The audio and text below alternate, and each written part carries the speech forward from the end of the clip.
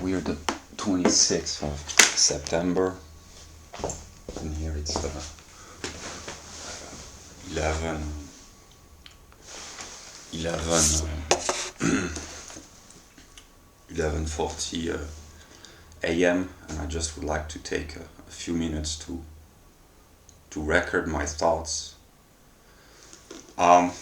because in this video I don't know if I will post the video or when. I know that I want to work. Here, this is not work here, it's simply a self-inquiry. I will talk empirically, ordinarily, without overthinking in this video, and if or when people watch the video they will judge me for speaking empirically without trying to conceptualize the totality or whatever. I suffer from many problems, and I will speak without too much rigor and systematicity, just what happens in my mind as of now. I know that there are problems all over the world, and I will talk about Lady Gaga, because yesterday or in the middle of the night when I was working on my previous video that is very long and that people will watch eventually at some moment, but I don't know, but I just listened to her talk, the interview with Oprah Winfrey, and here I speak empirically. I couldn't help but feel a pride for the intelligence in the good sense, not the pure intellect, but the balanced intelligence. Namely, when I listen to her talk, she's amazing. In the same sense, I've watched a few interviews for a few minutes, but empirically, that's what I think. That Stephanie Germanotta, she's amazing, and she's typically European, because what she does is she wants to do good for all others, and she suffers on an individual level. I mean, all humans do to various degrees, but yeah. So it just confirms what I had understood, what I think I had understood about white people, namely Stephanie Germanotta, she's typically white.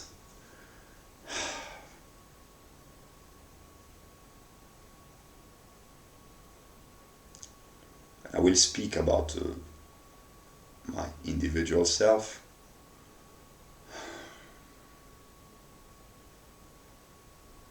I know myself on an abstract standpoint to be the root and the cause of all evils perpetrated every day all over the world. But this is a process that I do not consciously control, obviously, and I've already said this, but on an empirical level, I do not care emotionally about whatever the drug trafficking, the abuse, the crimes in whatever country, South America or Africa, or the floods in Asia, because on an empirical level I can't. I have no attachment to these parts of the world or to these people, and I suffer when the people that I identify as my people on an empirical level, when they suffer, and I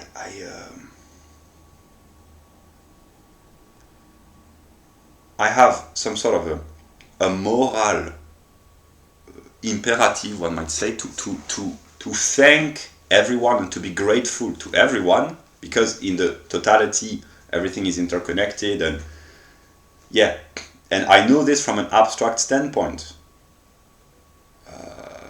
That the things that I love the most in life exist only because other things which I am either indifferent to or that even I dislike, because these other things exist as well.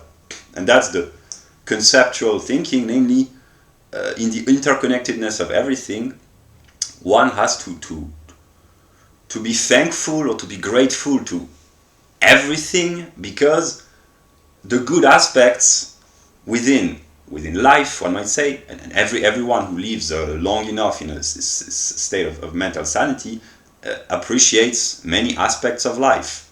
But these aspects, they only exist in the interconnectedness of everything. So in my mind or in my being, there is a conflict between what I spontaneously love, what I'm spontaneously attracted towards, and what I know that I have to love or to be grateful to. And in a way, on an abstract level, I am, but I am being selfish nonetheless and negative, because these are things that, okay, I love these aspects because I have to, and I can recognize and acknowledge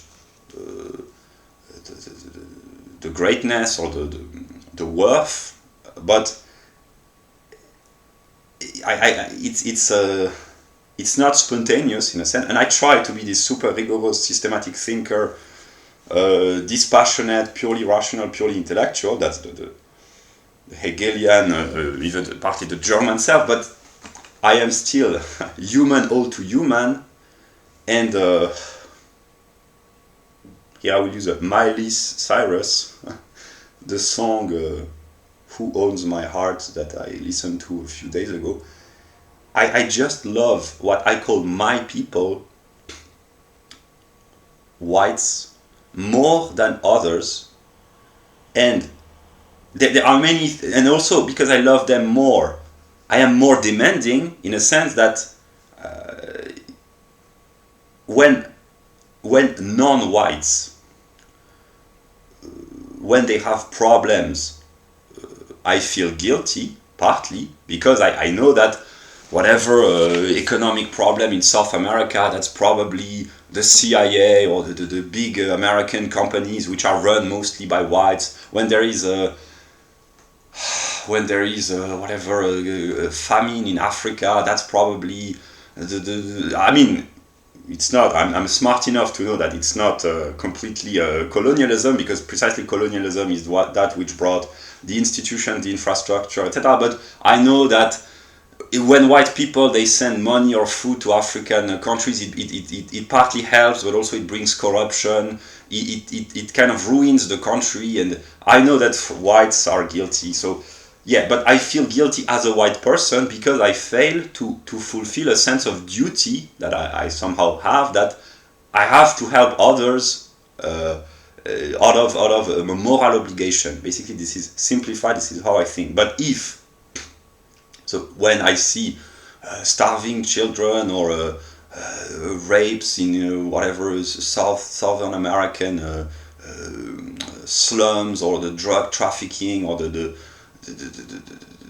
wars in the Middle East, the conflicts with the radical Islamists, etc. Of course, I feel guilty and I don't enjoy watching others suffer, because I feel this as a personal failure when I think of myself as a white European, because I know that, and it's partly true, that in the grand scheme of things, this is caused by Europeans through the company. So in this sense, I agree partly with the partly resentful non-whites in Africa or South America or the Middle East or Asia, their worldview, which says that white people are the cause of most of their problems. It's partly true, partly true. But both aspects, the good and the bad, have to be taken into account. But I partly, if I'm intellectually honest, I can understand that they might be frustrated because interventionism, etc. But here I'm trying to be balanced, because I have the right-wing self, the left-wing self. I try to balance both. But yeah. But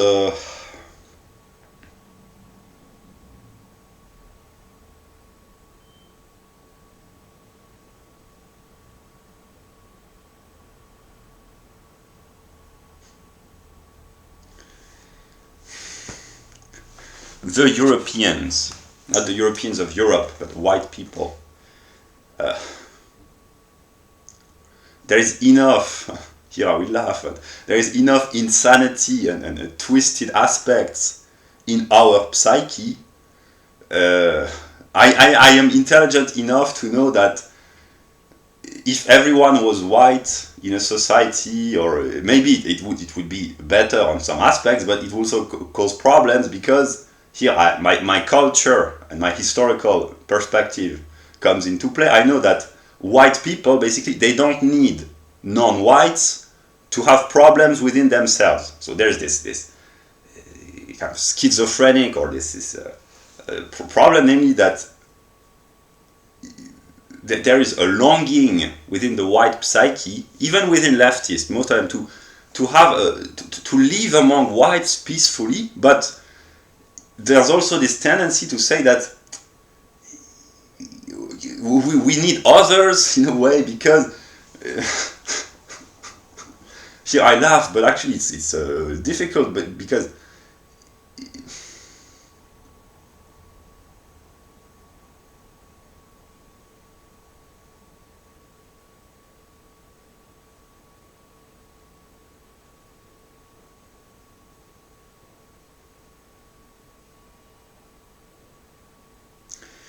I am simply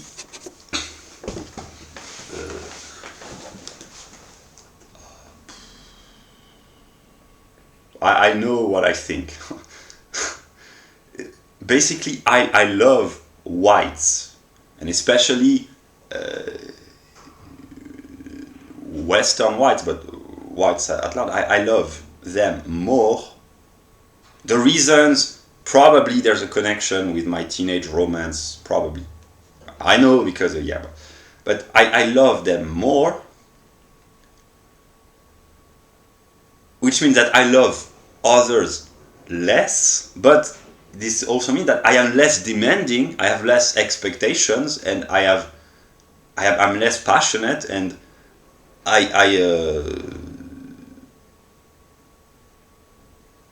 here I speak empirically. When I see non-whites, when I see them being satisfied with life, whatever meaning they find in the work that they do, or their religious worship, or their culture, or their tradition. Here I'm a partly a white leftist. I am genuinely happy for them, and I say good for you. And if you are satisfied with your traditions, your country, then I'm satisfied as well. But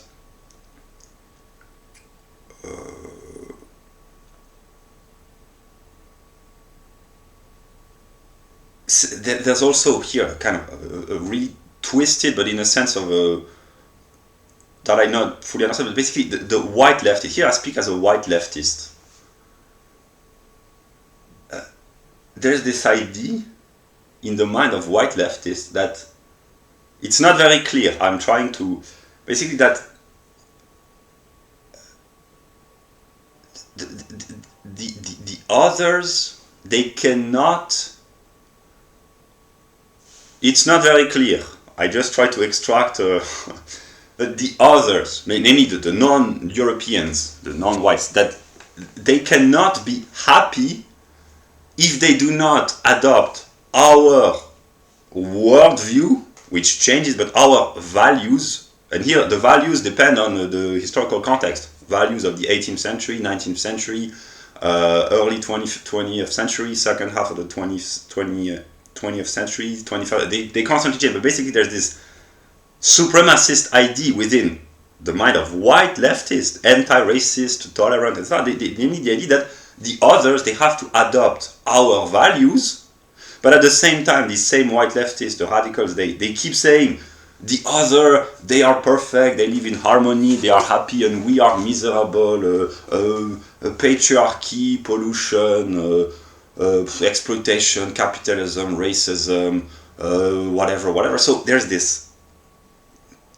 bipolar, one might say, or this conflicted tendency within the white leftist psyche, namely the others, we should leave them in peace because we bring only disruption, but at the same time we want to incorporate them in our worldview.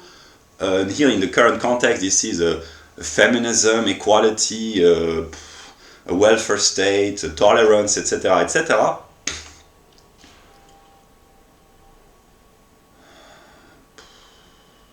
And this feature here, my historical culture, and this feature is recurrent throughout the history of whites. And here I introduce a little bit of a right-wing controversy. Kevin MacDonald, he's very smart because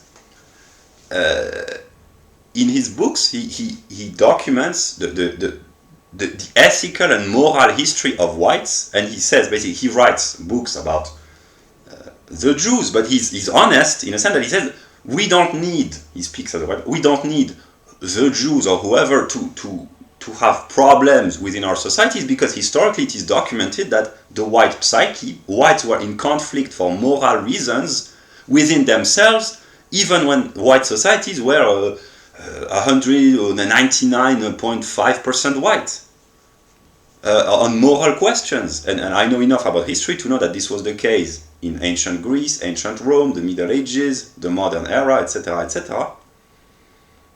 Between what I call white leftists and white right-wingers, left and right, these are modern categories, but the two opposed tendencies exist, and that's where Lady Gaga, who talks about the balance of the brain and her psychiatric problems, that's why I was so joyful and proud of her, one might say, because she's very intelligent, and that's kind of liberating, because she's typically white. Lady Gaga, she's typically white, and not just white. White, in my view, it's kind of derogatory. Namely, white for me is a European anthropologically with no culture. European, there is the anthropological European, namely what is called European Caucasoid, and this is what in ordinary language we call white, but a European is a European Caucasoid with a culture, and she's more European than just white. She's not white because she expresses the white psyche, namely she's comical, funny, kind of twisted and partly dark sometimes. She's also kind and intelligent. She has all the qualities, but also the what I call the twisted aspect. When I'm in a mood to be relatively stable, I say, okay, that's twisted. It's kind of really in the in the European psyche. Really, there are. I'm in a mood to laugh. It's not always funny, but yeah.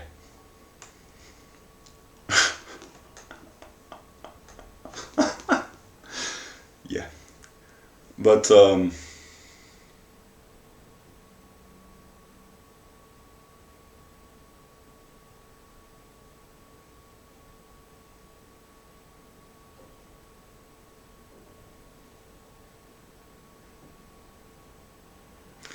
what I think here, I will speak as a scientist, because I have several selves. There is my leftist emotional self. There is my right wing, a little bit arrogant self, and there is sometimes my scientific self that I borrow from the writings of Hegel. Namely, I just speak as a scientist. I try to be completely detached.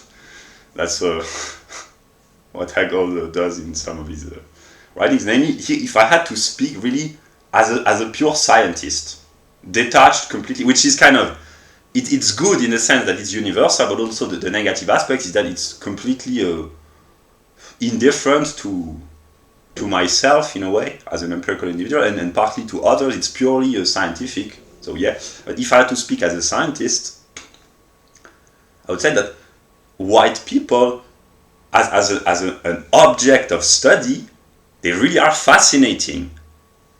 It's fascinating. White people, they are apart from all others in terms purely of the scientific interest that there is to study the history and the psychology and the development of this group of people. And in this sense, everyone can agree, for good or bad, anyone, white or non-white, can agree that white people, they really are one of a kind, one might say.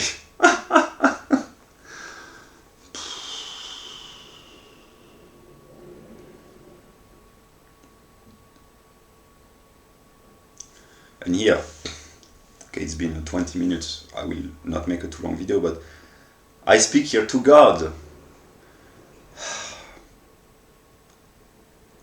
I know that there are things or people that I love out of a sense of duty, and precisely it's kind of hypocritical, although I know that I have to love, but because I will talk about my empirical self, I know that I have to be grateful to all the empirical people of my life, namely those to whom I owe my upbringing, my education, my well-being, material well-being, namely my society. I have to be, on a moral standpoint, in a sense of duty, I have to be thankful, because I wouldn't have enjoyed all the good aspects of my life without my empirical family, my country, my society. I know this on an abstract standpoint, but here's connected to my development. I am more attracted, and I understand the process partly, that I love other white countries more than my own country, and I am kind of, when I'm not very inspired, I am resentful against my empirical life, although I owe my spiritual life partly and mostly to my empirical life. Namely, I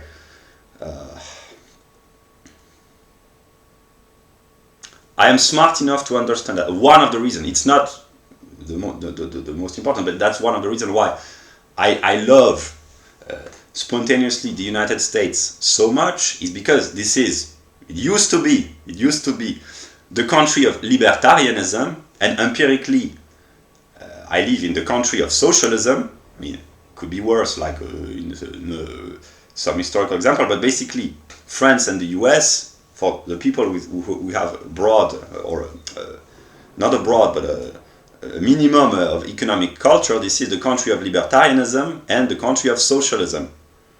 And I know, because I understand that one of the reasons why I'm so attracted by the US, there are many other reasons, but it's because I live in a socialist country, in a way. And when I understand this, my spontaneous attraction, or love in ordinary language, is kind of cooled down. It's not that I love less, but it's that I understand more, and then I try to balance. But this purely cognitive, purely intellectual view, which at some level is the correct one, but here is my problem, that it's kind of inhumane, in the sense that it negates the human aspect, namely to love, just to say I love someone or something without overthinking. That's maybe the best aspect, one of the best aspects of the human condition, and I am very critical of the human condition, but here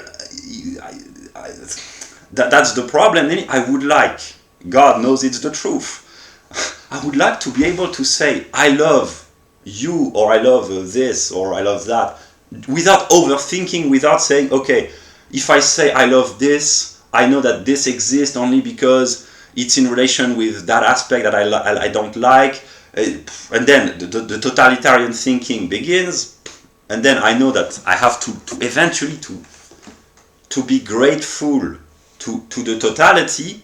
But here I'm honest, within the totality there are aspects that I love way more than others, and that's where the conflict between the moral duty of being grateful to the totality, but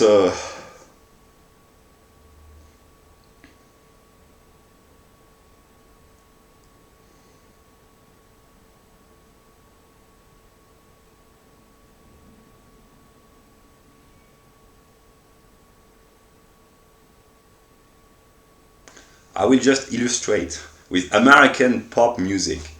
If I'm honest, black artists, Afro-American artists in American pop culture, they are amazing. I mean, there are various levels. There are those that I appreciate more, like Kanye West and Rihanna. And yeah, these are probably...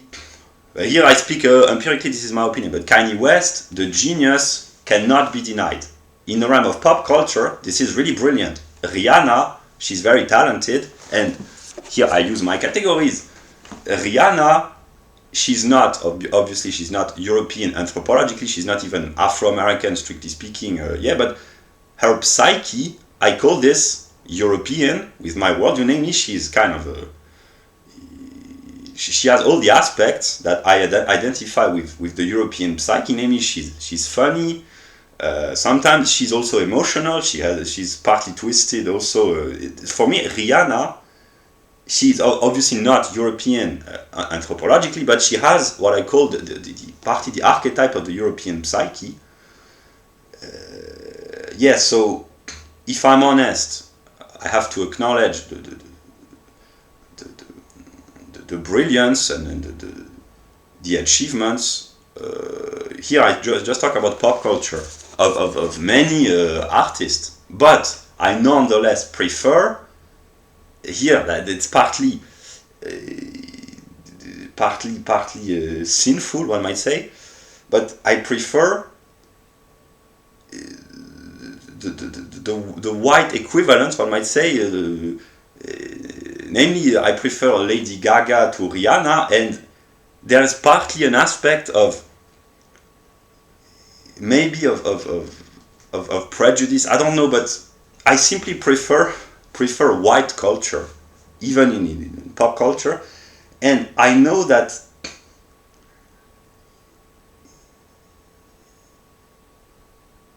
that's what I said earlier. White people, they don't need non-whites to hurt themselves, to hurt one another, and to there are so many problems within white societies, even when they are all white. And I know that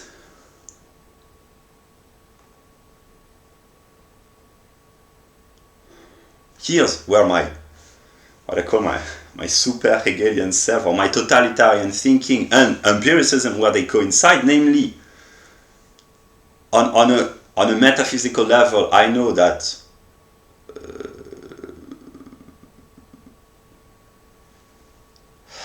I am responsible for all the evils of the world on a metaphysical level, but empirically, if I identify as a white person, it kind of almost coincides, because colonization, slavery, Holocaust, etc., but also the drug trafficking in South America, it's mostly encouraged or tolerated by whites. The abuses, the networks, it's partly mostly white. The chaos brought about in the Middle East over the past 30 years, mostly caused by whites. The coup, the overthrow of governments in Africa, of course, on an empirical level, it's the responsibility of Africans, but it's also, it happens because whites tolerate this somehow. The crimes against non-whites in Western countries, because I'm intelligent enough to know that, here's my intelligent self, that the vast proportion of crimes perpetrated in Western societies are caused by non-whites, but here's my intelligent self, I also know that the vast proportion of victims, they are also non-whites, namely these are mostly immigrant criminals hurting other immigrants because they live in the same neighborhood. So eventually these are immigrants, mostly women or innocent, who suffer from the crime rates of immigrant men mostly. But then there are inter ethnic problems. So I know that this happens because whites tolerate this. So that they are kind of we here, I could say but we are responsible for the crimes which are perpetrated against our people and against the members of the other community which have been welcomed on our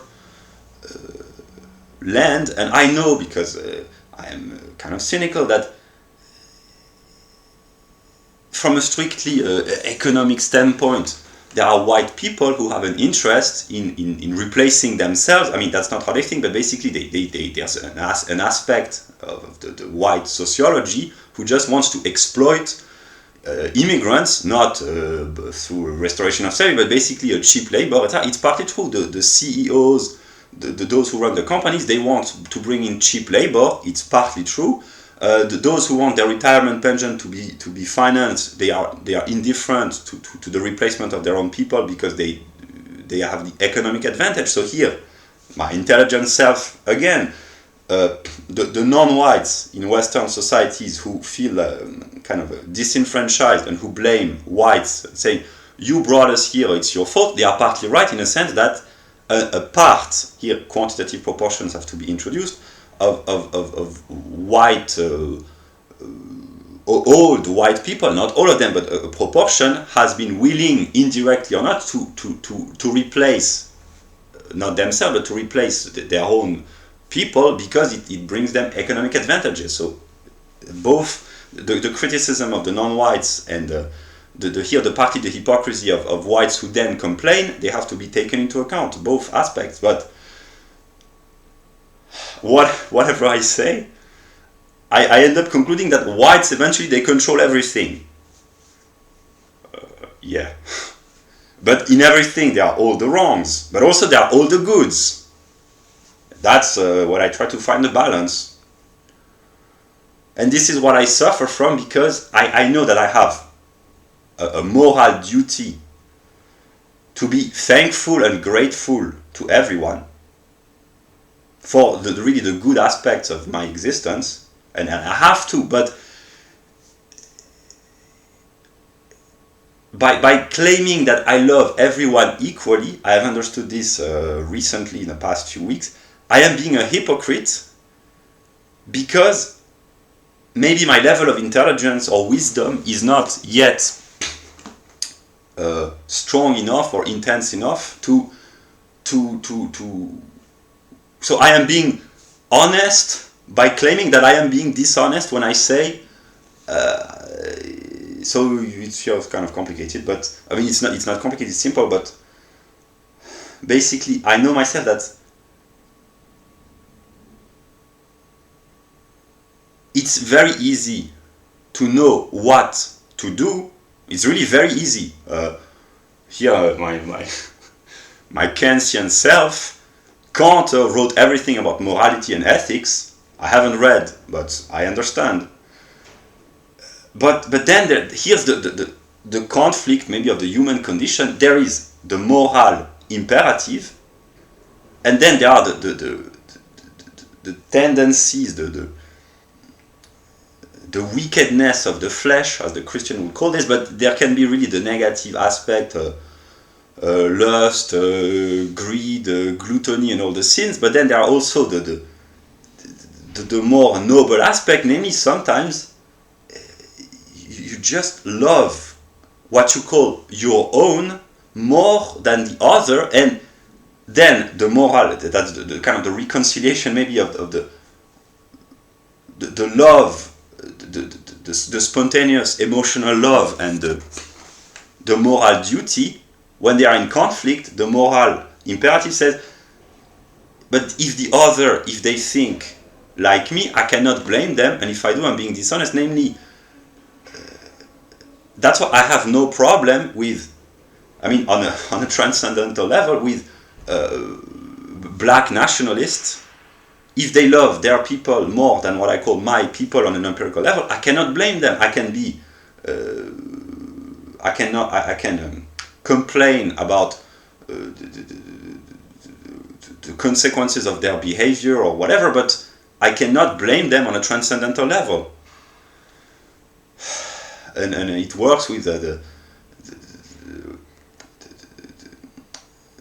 the Southern American people who want to overthrow or to take back power against the white majority, not the white majority, but the white elite, etc. I might suffer from a sense of my pride being hurt, partly, but I understand them, and on a transcendental level, I respect this. And the same goes with overthrowing the British in India and the Chinese. I understand their sense of pride in their country and the achievements, the economic achievements of their country on a transcendental level. I understand this. So, because I experienced this myself from my perspective.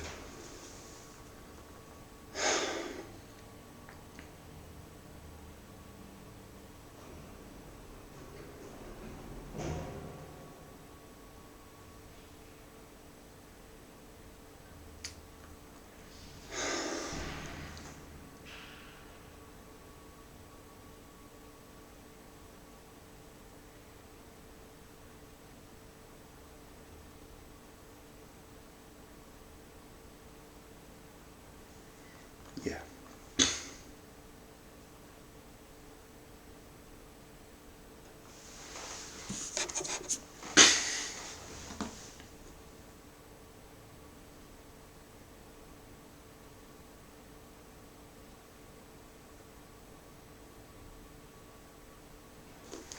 I will conclude by saying what I think. I don't know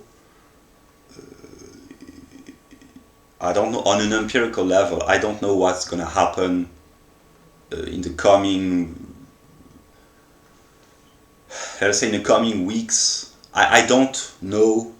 I have to die at some moment, and I am partly frustrated because I have yet been unable to talk with the people that I would have liked to talk with peacefully and joyfully, and maybe I won't ever, I don't know, but I am partly frustrated, but I have to learn to deal with this. But yeah, what I think here, we are the 26th of September. I don't know if it's going to happen, maybe that's a complete delusion, but if I can do to good at some moment, somehow, in some whatever plane of existence, here I really, it's a speculation and not Hegelian speculative thinking, but really maybe completely delusional, but here I'm in a mood to speak honestly. If at some moment, wherever I am, whatever form or whatever, but if the whole of mankind, and eventually it will have to happen because there is only one universe, yeah, they can just, all people, as many as possible, of all origins, if they can just peacefully find a way to just appreciate knowledge in the good sense, because there's a price to pay for knowledge. I know this thanks to the European religion and also Christian mythology, but if it can happen somehow, whether or not, here I'm not trying to play the good, I will sacrifice myself for you. Not for everyone, maybe, but if it can happen, but because here I am frustrated for scientific reasons, I have various levels of frustration, but basically the idea that the knowledge about the universe, scientific knowledge, is made available on the internet for potentially everyone with an internet connection, and that the people, they either do not have the interest or the time. Yeah, my books. My books. I will share my books. Yeah, that's. I try to live up to my my moral standards. I almost forgot. I mean, moral, it's not really difficult to just pick up some books, but I try to be consistent. Yeah. So I keep talking. This is an empirical conversation. When or if people watch this, they will be able to judge me, but sometimes I just grant myself the right to speak normally. I don't like this. I would prefer to speak, do we see, like a perfect logician. Because here I can talk about I hate talking about myself, but I am frustrated for another reason, is that I am slowly starting to understand that actually I might be important, and even and now I'm starting to think, but maybe sometimes I have to record what I think, because eventually, whether or not I am here, people will watch somehow, somewhen, what I have thought and what I've went through. And I only realized this recently, like a few months ago, that maybe I am important on an empirical level. This idea is completely ludicrous. I would prefer to be an invisible logician.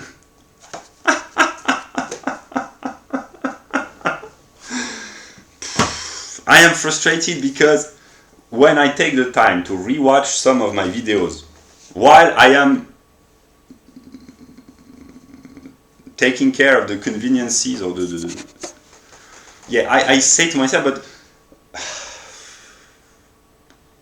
there are some, here it's connected to Lady Gaga, who said there are things that I really don't like about reality, and but there are aspects of me that I didn't appreciate and I have grown to appreciate, and now I understand that soon I will have to negate myself.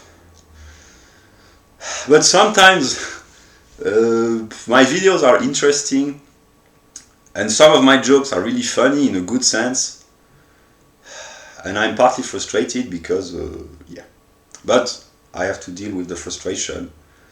And what was I saying? The fact that here I'm not always in a mood to value science, precisely because the price of suffering. But science, in a good sense, is made available on the internet, and I don't watch. I would like to, or sometimes really when I grant myself the time, but I will not play the victim card. But the people watching this, if you are in a position where you can just sit in front of your computer and listen to conferences about the cosmos, quit your stupid job, or remove your kids from the educational system.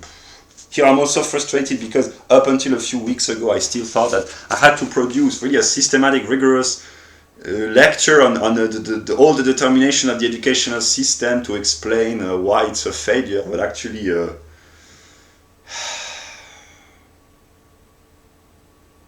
I will be partly evil. I have forgotten one book. Here it's really maybe my bad aspect, or my good aspects, I don't know, I will let people judge me, but the connection, I talk about this, it's not really that evil, but the connection between dumbing us down and the problems of the welfare state. In the middle, of course, there is the dysgenic process, which is the cause of the dumbing down of the educational system, and also the consequence partly of the welfare state.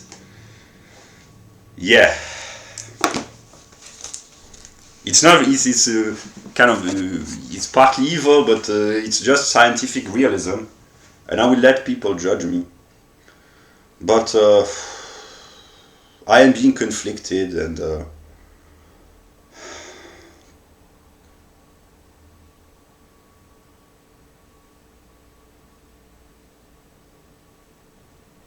that's my problems. But I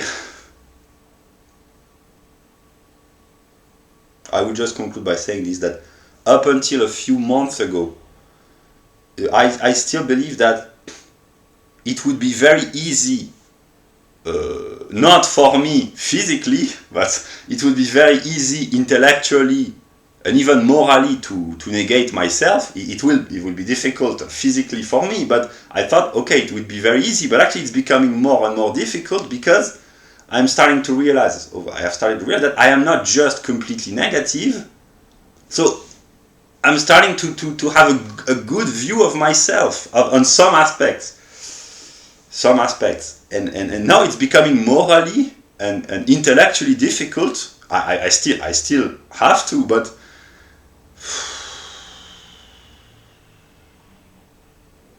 that's why my motto now is, I will share my light by improving and commenting my documents, and also I grant myself sometimes a few dozens of minutes to share thoughts. I will still live my life with my contradictions, namely the fact that I chose consciously, and as long as I can, I will focus on the English language.